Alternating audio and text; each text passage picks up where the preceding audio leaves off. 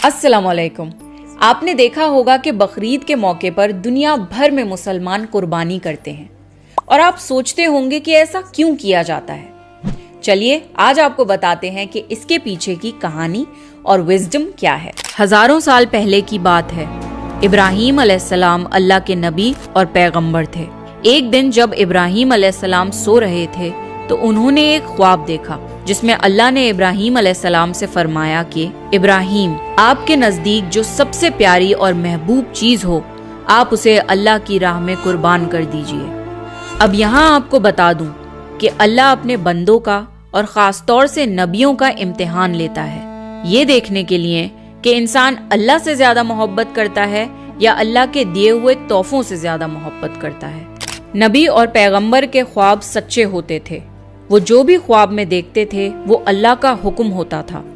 तो ये ख्वाब देखने के बाद इब्राहीम अलैहिस्सलाम ने अपने ऊँटों के जत्थे में से 100 ऊँट कुर्बान कर दिए। आज के जमाने में ये 100 कीमती गाड़ियां सैक्रिफाइस करने के बराबर है।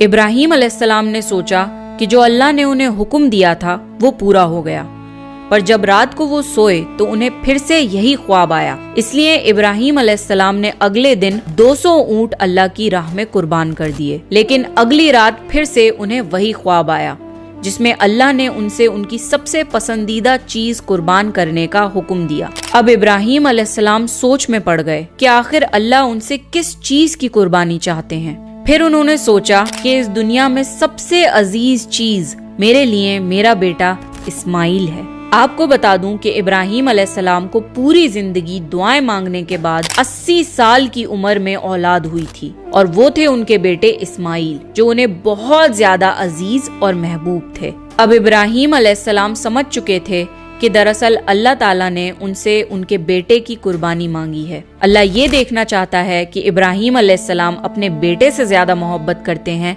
या अल्लाह से। इब्राहीम अलैहिस्सलाम के लिए ये बहुत बड़ा इम्तिहान था। अगले दिन इब्राहीम अलैहिस्सलाम उठे और अपनी बीवी हाजरा को कहा कि हमारे बेटे इस्माइल को नहलाकर अच्छी तरह तैयार कर दीजिए। इब्राहीम अलैहिस्सलाम की बीवी हाजरा ने अपने बेटे को बहुत अच्छे से नहलाकर खुशबू लगाकर तैयार कर दिया और इब्राहीम अलैहिस्सलाम अपने बेटे को लेकर एक पहाड़ की तरफ रवाना हो गए। इब्राहीम अलैहिस्सलाम ये तकलीफ भरा फैसला कर चुके थे कि वो अपने बेटे की कुर्बानी देंगे, पर शैतान को कैसे मंजूर होता कि कोई अल्लाह की इताअत करे। तो शैतान भी अपने काम पर लग गया। वो सीधा इब्राहीम अलैहिस्सलाम की बीवी हजरत हाजरा के पास एक बुजुर्ग की शक्ल में गया और उनसे कहा कि इब्राहीम तुम्हारे बेटे को किसी दावत पे नहीं बल्कि उसे कुर्बान करने के लिए लेके गए हैं। ये सुनकर हजरत हाजरा बहुत हैरान हुई, पर वो समझ गईं कि ये जरूर अल्लाह का हुक्म होगा। तो उन्होंने शैतान से कहा कि अगर अल्लाह ने इब्राहीम को ऐसा करने का हुक्म दिया है तो ये हमारी खुशकिस्मती है। ये तो मेरा एक बेटा है, अगर मेरे इस्माइल जैसे 1000 बेटे भी होते तो मैं खुशी खुशी उन्हें अल्लाह की राह में कुर्बान कर देती। सोचिए, एक माँ के लिए ये कहना कितनी बड़ी बात है। जब शैतान हजरत हाजरा को भड़काने में नाकाम हो गया तो सीधे उनके बेटे इस्माइल अलैहिस्सलाम के पास गया और कहने लगा कि तुम्हारे बाबा तुम्हें किसी दावत में नहीं बल्कि तुम्हें मारने के लिए लेके जा रहे हैं। जवाब में इस्माइल अलैहिस्सलाम ने कहा कि अगर ये अल्लाह का हुक्म है तो मेरे लिए इससे बड़ी क्या खुशनसीबी की बात है कि मैं अल्लाह की राह में कुर्बान हो जाऊं।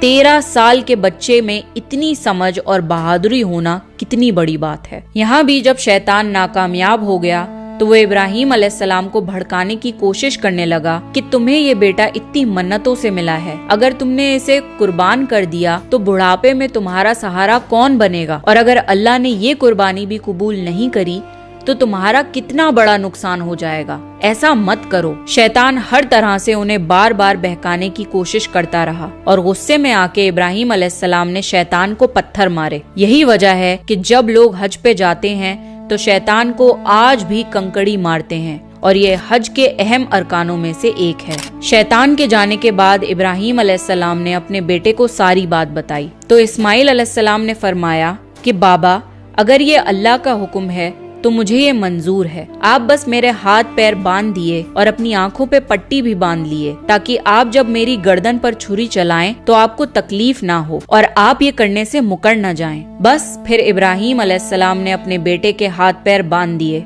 और अपनी आंखों पर पट्टी भी बांध ली। और जब उन्होंने इस्माइल अलैहिस्सलाम की गर्दन पर छुरी चलाई तो एक जानवर की आवाज सुनकर वो हैरान हो गए। उन्होंने जब आंखों से पट्टी खोली तो एक दुम्बा जुबा हुआ था और इस्माइल अलैहिस्सलाम उनके पास खड़े मुस्कुरा रहे थे। तब आसमान से अल्लाह ने इब्राहीम अलैहिस्सलाम से फरमाया, इब्राहीम, आप इस इम्तिहान में कामयाब हो गए। हमने आपकी ये कुर्बानी कबूल की।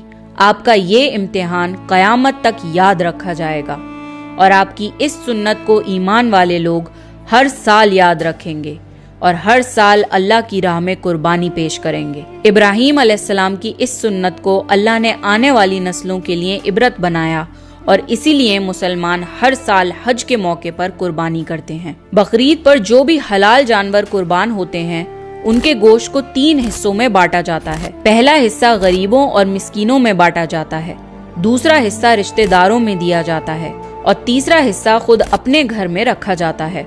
आपको ये पता होना चाहिए कि बकरीद के मौके का गरीब लोग साल भर इंतजार करते हैं, क्योंकि यही साल का इकलौता मौका होता है जब उन्हें गोश्त खाना नसीब होता है। बकरीद का ये फेस्टिवल दुनिया भर में भुखमरी मिटाने का एक जरिया है and it's a part of Islamic faith to serve humanity and help others. हज के इन 10 दिनों में की गई नेकियां अल्लाह को साल भर की गई नेकियों से ज्यादा पसंद हैं। इसलिए हज के इन दिनों में हमें ज्यादा से ज्यादा नेकियां करने की कोशिश करनी चाहिए। इस ज्यादा से ज्यादा लोगों की मदद करने की कोशिश करें। आई होप आपको ये वीडियो हेल्पफुल लगा होगा। प्लीज इस वीडियो को ज्यादा से ज्यादा शेयर करें और मेरे चैनल को सब्सक्राइब करें।